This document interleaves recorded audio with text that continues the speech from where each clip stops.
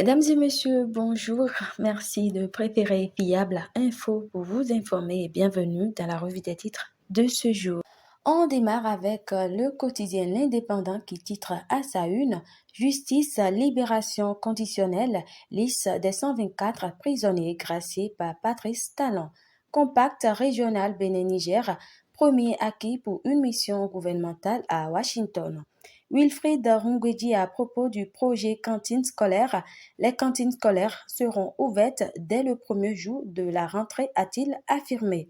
Belge lagunaire de Cotonou, l'appel du préfet Alain Orunla aux occupants.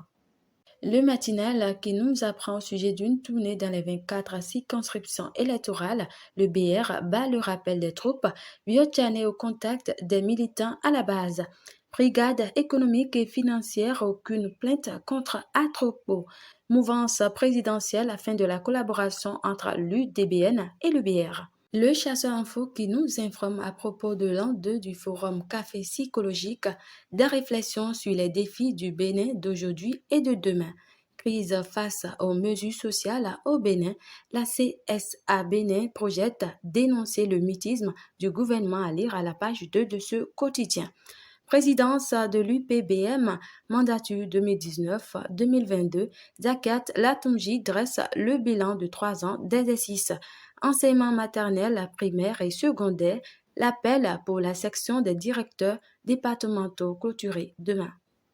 L'informateur qui nous informe à propos du départ annoncé de l'UDBN du PRD, une bataille juridique en perspective. Politique nationale après le PRD, l'UP à l'assaut d'autres partis. Criette liste intégrale des 124 libérés sous. L'autre quotidien qui revient sur la suspension de l'accord politique entre l'UDBN et le BR, des signes annonciateurs d'un profond malaise à lire à la page 3 de ce quotidien. Projet régional d'accès à l'électricité hors réseau, ROGIAP, les activités officiellement lancées au Bénin. Criette, Bernard Godonou, Kiki Sagbel libéré sous caution. Matin libre, remise de prix aux athlètes et clubs de sport, le marathon Bidebès récompense les meilleurs. L'UDBN suspend sa collaboration avec le BR, ça se complique pour Djogbenou. Reconnaissance de mérite, la grande chancellerie se dévoile aux populations du Mono.